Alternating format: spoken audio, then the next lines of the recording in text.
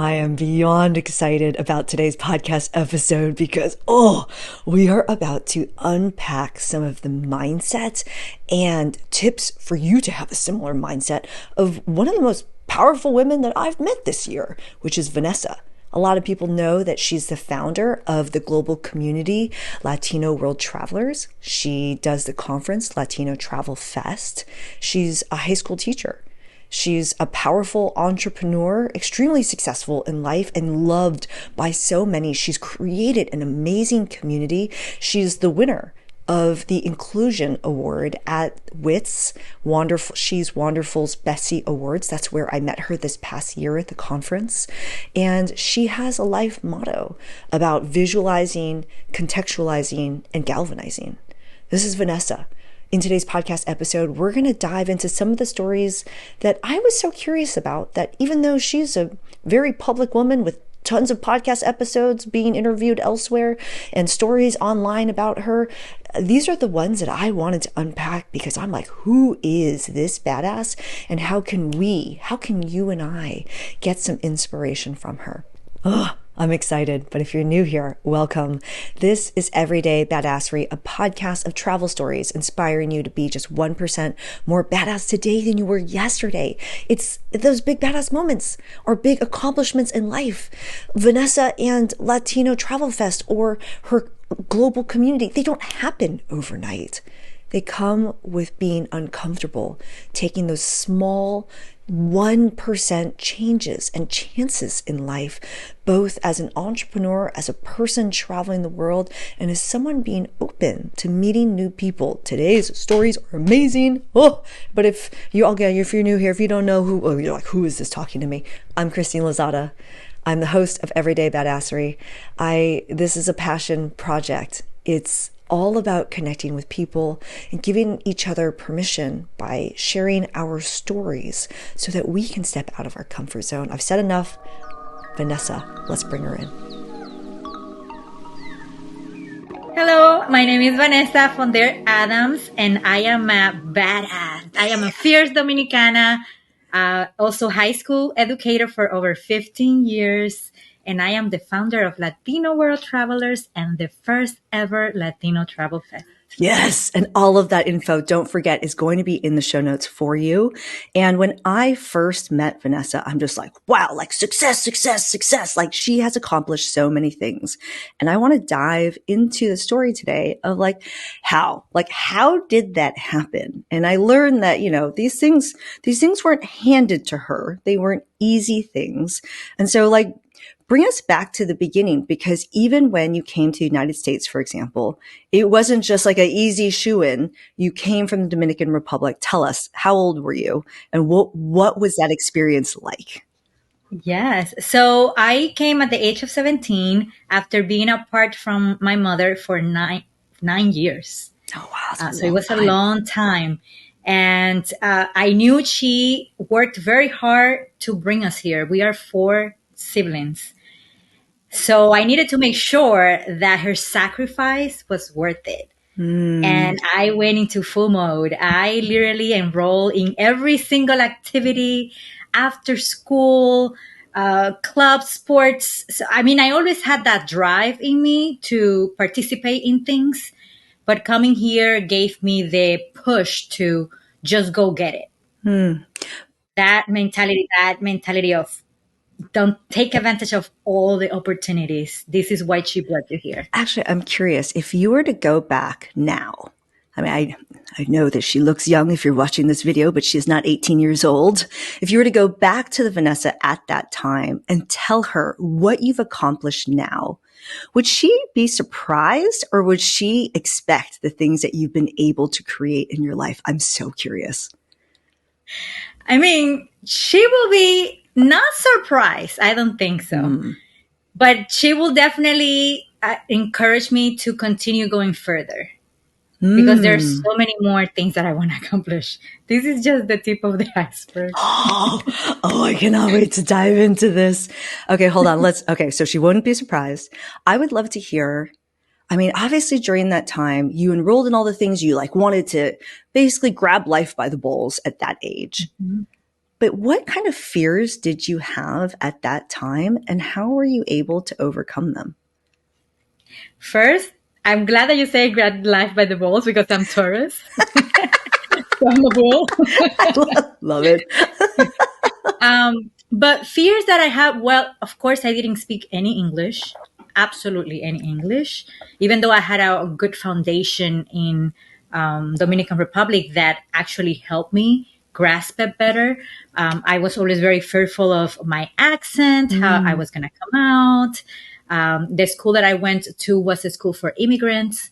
And while it was beautiful that I took all my classes in Spanish, in my native language, I didn't advance as much with English until I went to college. And I was the first one of my family to ever go to college in the United States. So I had to do all of that paperwork on my own, figure it out. I didn't know anybody. All I knew is that I wanted to go away. And I went to upstate New York. Because I knew that if I stay in the city, I was going to be sidetracked by so many things. So while going away, that was the most amazing opportunity because it allowed me to really become independent and to really seek what I wanted to accomplish. I joined the outdoor club, and that kind of feed my adventurous side. I was going hiking, doing ropes courses. I joined a boxing club. I used to do boxing. I love this. And I even play soccer. And in Dominican Republic, soccer is not a sport. So it kind of allowed me to open up to new things that I never had experience with. And I was all for it. I'm like, where are we going next? I love this adventurous spirit. We totally have to take a quick aside because as I'm hearing your story, I reflect on how important travel is in our lives to get us to go away, to go have a different kind of experience and get us in a mindset where we are not distracted by the things at home, by the friends and family or the chores or the work to do or fill in the blank. We can go away. But your adventurous spirit, in my opinion, as I was having so much fun stalking you last night, which by the way, don't forget to check the show notes so that you can do the same, is that you took a trip to Australia. I would love for you to tell us at which point in your life was this? And even though I know the story, tell us the story of why you went there. So it was my early 30s and I just literally wanted to do a solo trip. And I didn't know where it was going to be, but I have a globe in my house. Actually, it's back there. I see it. I can see right it. there, the big one. And I spun the glove and I said, wherever my finger falls, that's where I'm going to go. And I tried to put my finger like towards the bottom area because I actually wanted to go to Asia. I'm like, take me to Asia, please. Okay, trying. But it felt in Australia, my finger. And I even recorded it because I wanted to put it back there, Powerful. early years of Instagram. And it felt in Australia. And I was like, oh, well, Australia it is. And I did. I went. And I even included New Zealand on that journey too. And I went diving in the Barrier Reef. But guess what? I don't even know how to swim. The one thing about me is that I never let anything stop me, no matter what. I'm like, I'm going to try it, even if it's the last thing I try. Because I don't like regret. That's powerful. And actually, so as I'm listening to this story, I'm thinking of so many people who always ask me, how are you so fearless? How are you so adventurous? How are you willing to go do those things? What are the things you're telling yourself as you get into the water to go scuba dive at the Great Barrier Reef, unable to swim? Or what are you telling yourself to say yes to adventure in those moments? I think the fear, one of my biggest fears is the regret. It's not worth the regret. It's always worth the adventure. And the number of times, even for me, as I do so many of the things in my life, scared AF, I focus on how I would feel on the other side if I didn't try it. And I also, I embrace the fear. The more often you feel fear, we're human. You can get used to anything. You can get used to the feeling of fear. And even when I am scared to fill in the blank with whatever adventure I'm about to have, that familiar feeling in my stomach, the fluttering of my heart, the There's a reason why I wear dry fit all the time. Like the intense sweat that I have on my face and under my armpits, like I get used to that feeling. And I know exactly what to expect because I've been there so many times. And it's almost like clockwork where it's like, yep, I'm going to be scared, but I will have no regrets if I do this. And the number of times I've said this to myself, if this is the way I go down, I'm cool with it. Like, I'm cool with this one. What are the things that you're telling yourself in those moments? I tell myself 2 phrases. You can do it, and you got this. I got this. That's me too. You got this. I got this. And I take deep breath and then I do it. And I do that with everything.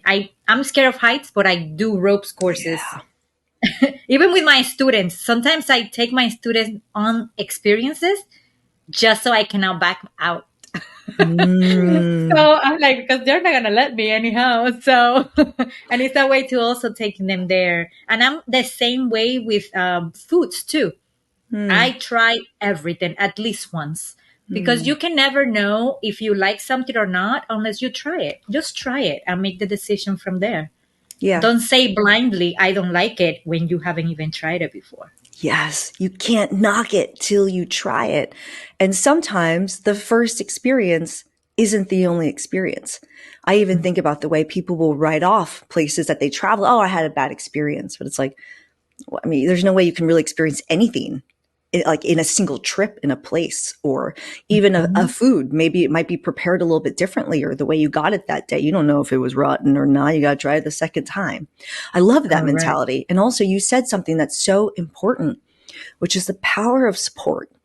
The power of support and having someone else on the adventure, which for me is like, one, when you have someone that supports you, whether they're scared, but they're afraid to do it too, they're still there with you. And also some of the best connections and the best adventures in life are doing scary things together with other people. They bring you really close. I love that.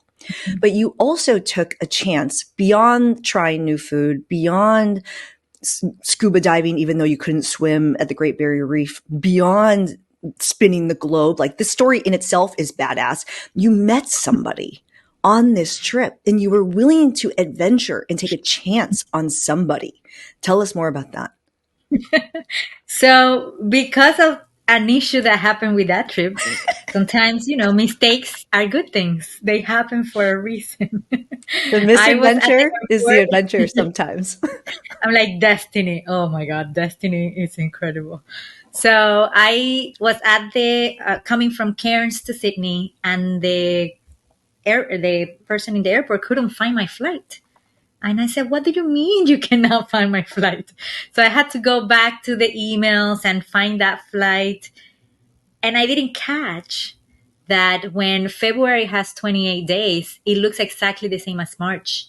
So I thought I was booking Thursday, 16th of February, and I booked Thursday, 16th of March. So she's like, oh, your flight is next month.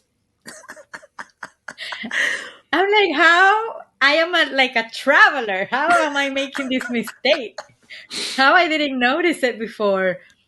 I don't know how that happened. So I start crying, pissed at myself. I'm like, well, I need to go because I have to go to the Sydney Bridge. I have an appointment at 5. Ooh. I was going to climb that bridge. I'm like, I see it every year with the fireworks in New Year's. I cannot miss that appointment. So she said, well, you're going to have to buy a new flight. And that flight cost double what the entire other flight cost. So with tears in my eyes, I bought the flight. I go to the Sydney Bridge, and then I meet with some people that I've never even met in person, but I was part of this community for travelers. And I just asked, who's in Sydney? And they say, oh, we're here. When you get here, let us know. And we're going to meet with you. We met. We had a blast. I tell them what happened. And they ask me, what credit card did you purchase it with? And I said, well, I just got this Delta Amex card because I wanted to use a certain amount of money to redeem the points that they give you. And they said, well, my homeboy just moved back to New York and he works in American Express. Maybe he can help you. I love where this I is couldn't going. believe it. As soon as I got home, I'm like, connected with your friends. And that's how I met my husband. Actually, sorry, the most So, important question. Did he get you your money back? no, it didn't. But I got much more. So it's Priceless, okay. priceless It's connection. priceless. He said that that was the best mistake that I ever made in my life. That is, Because if I hadn't made it, there was no way we were going to cross paths. I There was love no way. that. Okay, two questions. One, you made it on time to climb that bridge? I did. I did. Yes. Okay, love that. Second question. There is an openness you're willing to have to people. And this is one where I have the hardest time explaining this to people. And a lot of people always say, Christine, you're so lucky. You're so lucky that the world will take you in, that people help you. You're so lucky that film. And I'm like, it's not luck. It's a mindset of being open and having a certain amount of trust with other people, because I have an infinite amount of trust with myself. And when you put good energy out to the world, oh, good energy really comes back to you. And if you believe in those things, like I'm listening to your story and I'm like, oh, of course you dropped into Sydney with a bunch of random people that you've never met before, and they were willing to meet up and hang out and connect. Like, that sounds awesome. And connect you with someone who became your husband. Like, of course, I hear that and I say, of course. What advice would you give on how you're able to go through life, to go through your journey in life with that kind of openness? Like, what advice would you give to someone who might not feel as open as we do? Mm-hmm. Well, first of all, I am actually introverted with a Me little bit too. of extroversion. And Omnivert. people believe that I am extroverted. I know I have to work at it Mm-hmm. because I like to connect with people. So in order to get there, I have to force myself to go outside of my personal comfort zone. And that's why I love traveling. Because when you travel, it's like you're testing yourself every step of the way. That's how you figure out who you are and who do you want to be. Powerful. It is both. And I travel because of personal growth, professional growth, opening myself up to opportunities that I never thought I could, opening myself up to people. And I believe the world is such a much better place than media portrays it to be. And I just like to find out for myself. I don't want to believe all the news that they're saying. Yes, they happen, but that doesn't really like encompass what the whole world is or what Yeah. every single person in that culture is, Mm-hmm. the way sometimes media puts it. So I travel to demystify those myths. I travel to connect with people who are different than me. I mean, Mm-hmm. I'm Dominican. I have that Caribbean culture. I moved to the United States, and the blessing of living in New York is that you are exposed to so many different cultures. Mm. But traveling and immersing yourself in another culture, that's another game changer. Yes. And discovering who you are. That process of discovering who you are and shifting, growing, learning, discovering like things you really like, what really ticks you.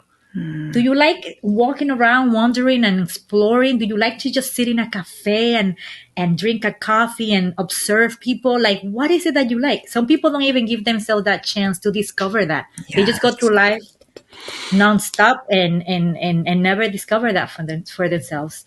Having a dinner on your own with your own thoughts, just, I love, I love all of that. That's so That's why even though I'm powerful. married, I travel with my husband, I travel with friends, but I also love solo trips. Yeah. Same. You Yes. have to have that mix because sometimes you need different things. Sometimes you need different things. But you said something that was so powerful. You said a lot of powerful things in there. But one of the things which requires you to step in a place of discomfort and fear is, I am the same as you. I am not an extrovert. People think I'm an extrovert. I'm not. I'm actually an introvert, or I call myself an omnivert. And we talk about introversion, extroversion a lot on this podcast because people have this misperception of, well, I can't do that. I can't meet other people because I'm not an extrovert like you. And the way I think about it is same thing. I know that uncomfortable feeling that will happen in my body when I go up to chat with new people I don't know, or introduce myself, or ask a question that I'm curious about. But it's always worth it for what beautiful connection might happen on the other side.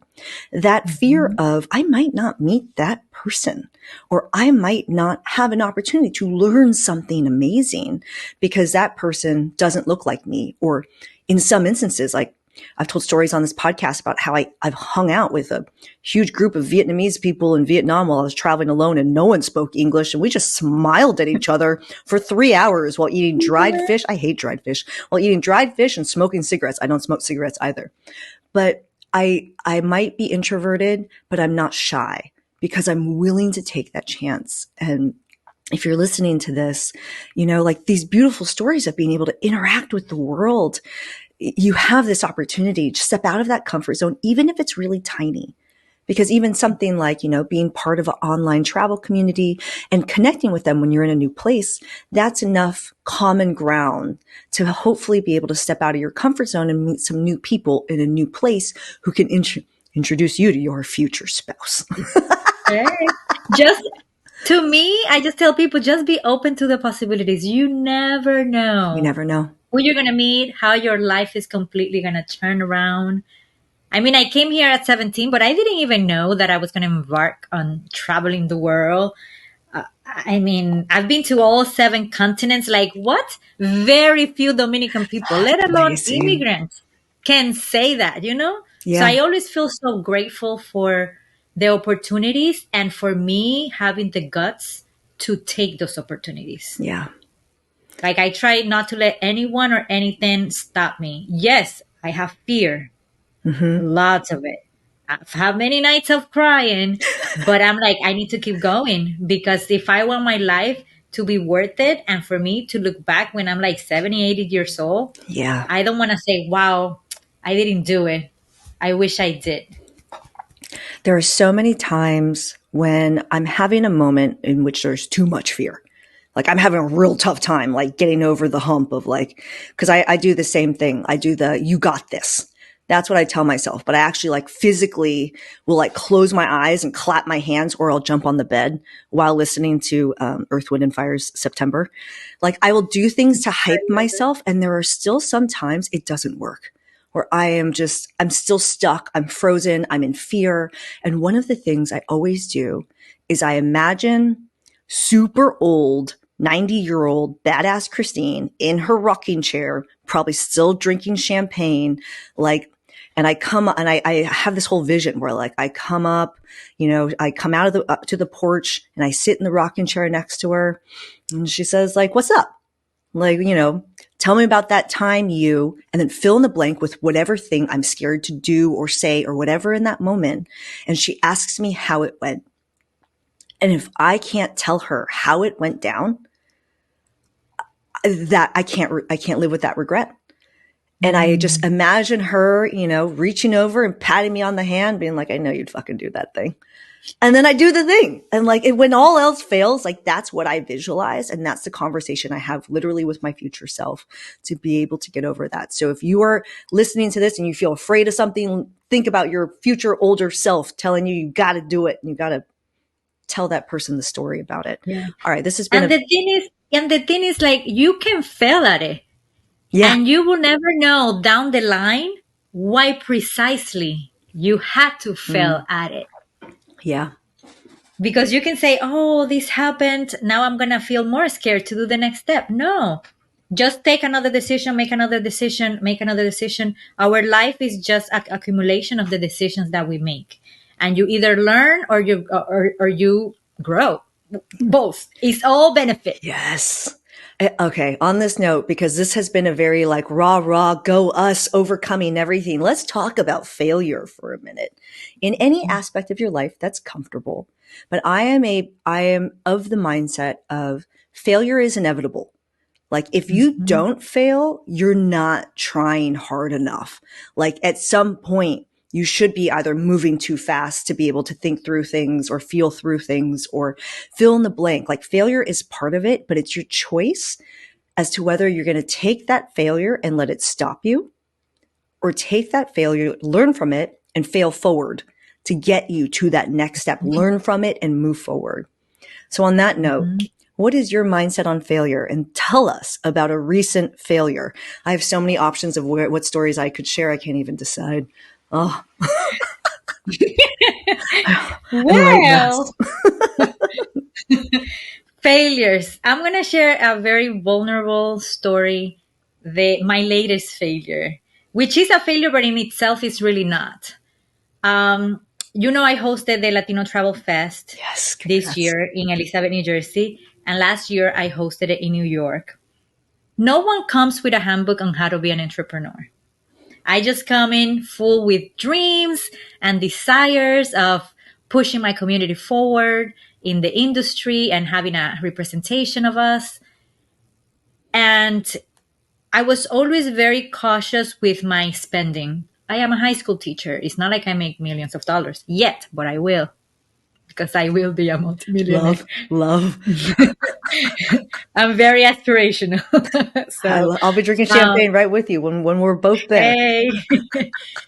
So, and I said, I've been doing it virtually for the first 2 years. And I told myself, I want you to launch it in person, because we have built so many different relationships online, like during the pandemic. It's now the time to take it off the screen and actually meet everyone in person. And I hosted the Latino Travel Fest in New York. And I said, if I'm going to do it, I'm going to do it well. One, because my community deserves it. If we're going to do the first ever travel conference for Latinos, it's going to be good quality. Plus, I am a good quality person and I have a lot of experience with event planning. But I literally maxed out all of my credit cards, over $100,000 I spent in it, because I couldn't, I didn't think about, let me try to get funding with the city or the state. I didn't know how to navigate sponsorships and things like that, but I still wanted to do it. I'm like, even if I have to cover everything myself, I will, because I believe in this vision. Yeah. I believe in this for my community. And I also want brands out there to see like, wow, they're doing something good. And you may say like, that's not a lot of money. But to me it is, because it's more than my salary as a teacher. And now like my credit score is in 500, which I've never in my life ever had my credit score in 500. So that really like shocked me. Like, I've cried many times. But the thing that took it over the hump was telling myself, what a luxury.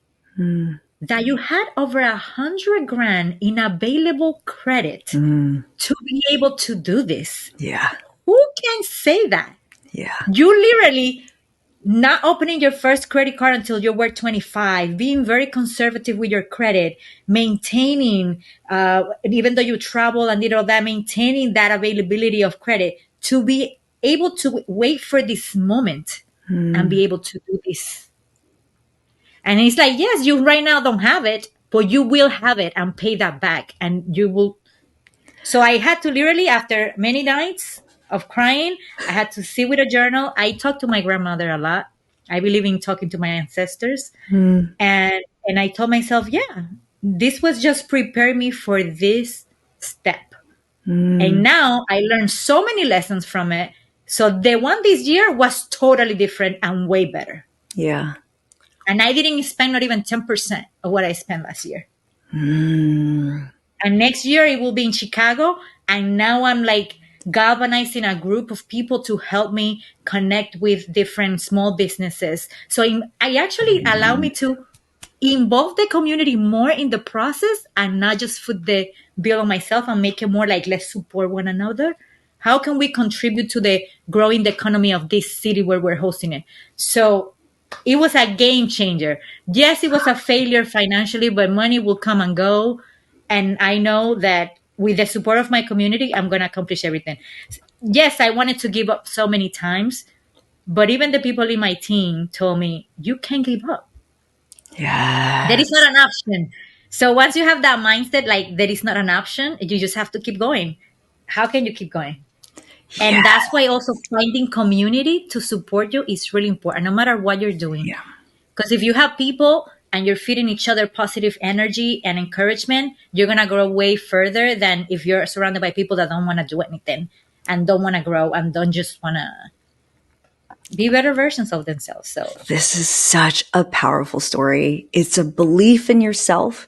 And I don't know if you heard this part, but she's doing it again in Chicago. Like it is not game over. It's game on. Like it's game on. And if anything, you're coming back way more powerful next time. I see an unwavering belief in yourself to invest in what you're doing and invest in the people. And I always, you all hear this so much on this podcast. We are human beings.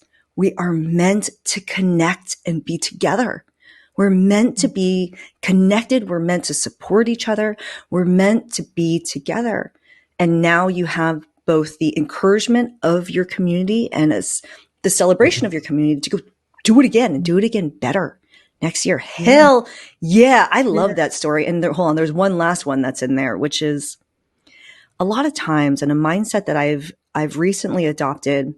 You could hear in Vanessa's story, like this problem, like she has this problem, but at the same time, there is a gratitude that this is a problem we are allowed to have. Like we have the opportunity to have this as a problem. For example, in other countries, there's no such thing as credit. Like if you wanted to be able to take a chance and do an investment like that, you just don't really have that chance at all.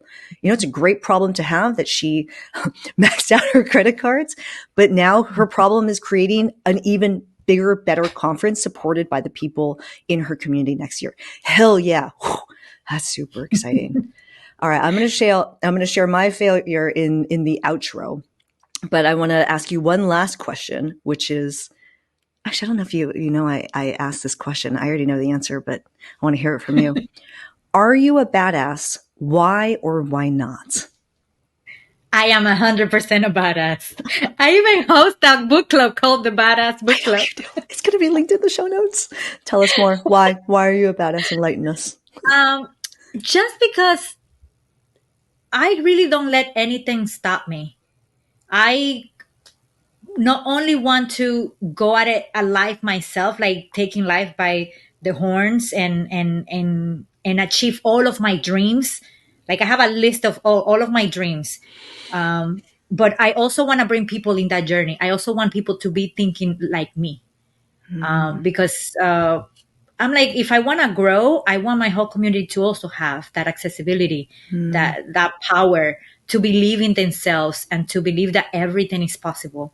Sometimes we let our families, our friends, even significant others squash our dream society. And it's like, no, allow yourself to at least dream it. Because if you have that pick up curiosity, that's all you need. That is all you need. That is so powerful. Hell yeah. All of this is in the show notes for you, but tell us again, where can people find you? Well, you can follow me on Instagram. That's the page I'm more active in, Latina World Traveler.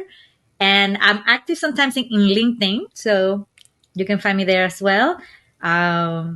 Pretty much. And you can find me in a city near you because I'm going to be hosting a lot of meetups. I love that. Thank you so much for doing this with me. Thank you so much, Christine. I'm really grateful that you invited me to your podcast, and I cannot wait to listen to the final episode. Yes! What an amazing woman, right? Oh, I love Vanessa. All of her info is in the show notes. Don't forget to connect with her, connect with me. And I want to share a story with you about my own recent, well, it was kind of like it was like a celebration of failure. Because a lot of people don't know the story behind the profile photo that I use across all social media. It is a reminder to myself that I gave up, that I quit, that I failed on the first day I ever started. When I started as a YouTuber, I went into the back room of Meatball's house where I had set up a small filming studio, and I filmed my first YouTube video. It was a super short 3-minute video, and it took me over 5 hours to film this thing. It was just a really quick, like, helpful tips about, I don't even remember what the topic was. I think it was something Jamaica related. And I was trying so hard to be perfect. I was trying so hard to be the person that I knew everyone expected me to be on camera. So very perfect and fill in the blank, fill in the blank. And I literally couldn't get the words out of my mouth. I filmed this thing 5 hours of trying to spit a 3-minute video, redoing it over and over and over again. And finally I was like, you know what? YouTube's not for me. You know, like this is not for me. And in that moment, I leaned against the wall and I took a deep breath and I laughed at myself for wanting to quit so badly. And I took a photo of myself, and that is my profile photo everywhere. Anytime I create and post content, I have to look at that photo and I'm reminded about the path it's taken to arrive at where, I don't even arrive, the journey that I'm on right now. I also recently posted something that was like a little celebratory sticker on that YouTube sent me about how I have 33 or 34,000 subscribers, which is an amazing accomplishment that's taking me a lot of time. And yes, I want to post about that, but what not enough people post about is the work it took to get there. Because I was equally sent a little celebratory sticker that I have 550 YouTube videos. 550 YouTube videos. I wanted to give up on that first one. And in that moment, I told myself exactly what Vanessa says to herself. She says, just do it. And then she says what I say to myself, you can do it. You can do it. We all need to be our own cheerleader. And not only did I do it that day, I did it 549 more times. And in full transparency, that was just, that's just my travel YouTube channel. That doesn't count how many videos I've made on my drone channel or how many videos I've made on Instagram or TikTok or Facebook or fill in the blank. But it doesn't matter. It's about putting in the work, and it's about not giving up. It's about believing in yourself. And it's about having some way of encouraging yourself and having that fire come within. It's one of my favorite things about today's episode, Vanessa's tenacity in life. She's so lit up from within that she just wants the adventure. She's signing up for it regardless of being afraid or scared. And you heard how many times has she cried over the things. She's a real human being just like the rest of us, but she keeps doing it anyway. And you should too. Connect with Vanessa. Her info is in the show notes. Connect with me. I'm at Christine Lozada everywhere. And OMG, if anything spoke to you in today's episode, please leave a positive review and please share this with someone it might help. And in the meantime, go forth, be badass, and I'll see you in the next adventure. Ciao.